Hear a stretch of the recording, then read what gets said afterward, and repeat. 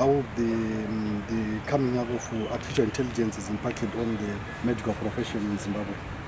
Okay, thank you very much for that question. The IA in Zimbabwe has actually changed the landscape of the medical profession and the industry. Although in Zimbabwe we are really, it's just the infant stage, we are just starting, but it's coming up. There's a lot of beneficiaries, key beneficiaries which we have. Like if you look at issues of diagnostics, when you implement the AI system, it means your data will be very accurate and it will have quality data. And also in terms of patient management, it's easier to schedule and easier to manage patients if you use the AI system. And also the issue of predictive of analytics, it's very accurate in predicting of any diseases, anything, compared to human, because the human are subjected to errors, but when you use the AI, it's very accurate. And also, if you look at the administrative issues in terms of AI, there's a lot of streamlining of work, which means more time is given now to the health professional workers, because they are doing a lot of administrative, like doing the issue of drug charts, writing drug charts, those things which are very unnecessary for them to do, yet they need to focus on their core business.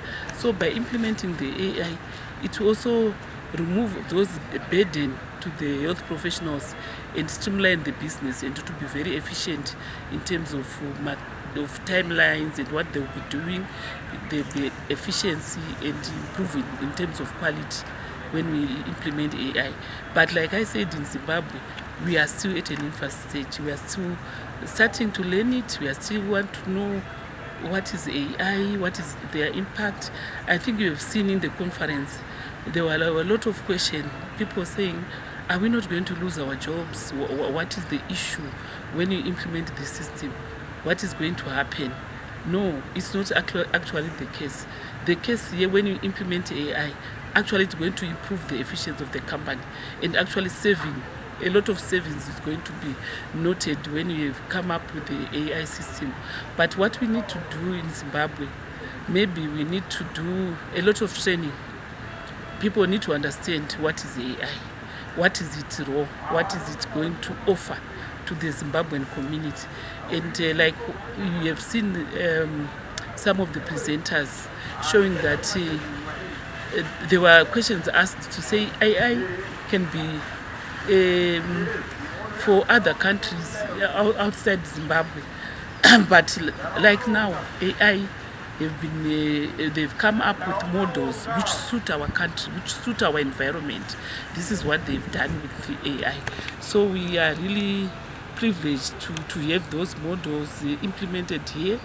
There are guys who are doing it very well. We are able to implement the AI system and make sure, and they look at our environment, they ask questions, they do the feasibility study and see where the gaps are and try to cover those gaps with the AI system.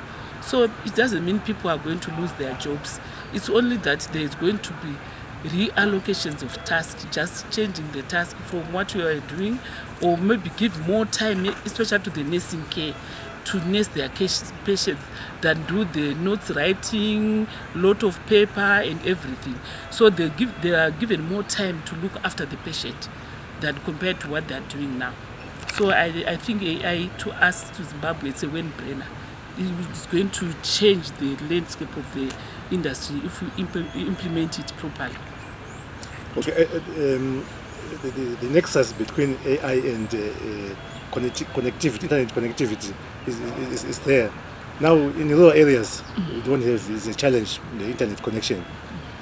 Are you not going to see a sort of information gap between the urban health centers and the rural health centers in terms of using AI?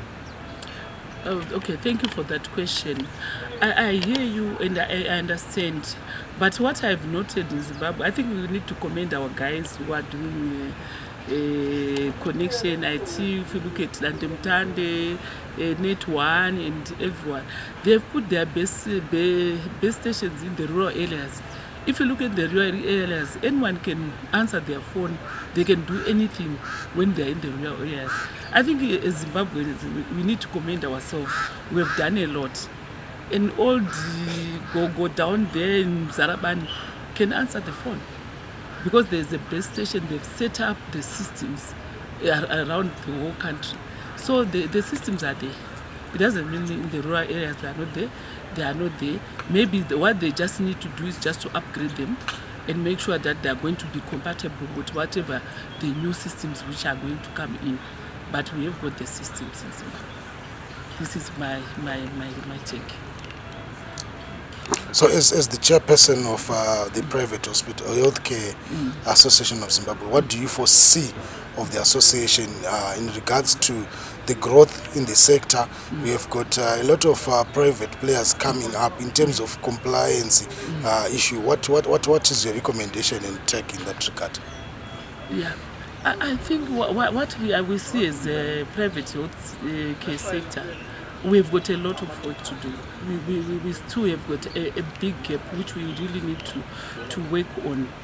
What we have done, we have come up with new value propositions which are going to encompass everyone and make sure that everyone is not going to miss the bus and be part and parcel of PHAZ and what we are going to change, things which we are going to change. We are going to look at a number of things, especially the new technology which is coming in. We want to be the driver of it and make sure that all the hospitals have implemented that issue of AI system. So this is what we are doing. We are working out with the guys who are doing the AI so that we will be the hub of information as far as for all the hospitals, for our members, even non-members, so that they are able to join and know, so that they know that we are going to miss a lot if you don't join this bandwagon which is going to move. So they are going to join because what we are going to do, we want to change the landscape of the health industry through PHAZ, working through our members. So this is what we are doing at the moment. And we are coming up with a collaboration. We are collaborating with the Ministry of Health so that we work together and come up with favorable terms. Like I gave an example of, at the moment we are working with the Ministry of Health on coming up with, get in touch with the Minister of Finance and see where they can also put incentives to reduce the taxes for importation of medical equipment so that the cost to the patient will be low. So this is also our focus. So if you are not a member now, it will be very difficult. You need to be a member and we need to move together so that we can change the face of the health sector in Zimbabwe and work together, complementing the government, working together. We do public sector, private public-private collaboration with the government so that we work together and for the benefit of our patients. So this is what we are working on. Thank you very much.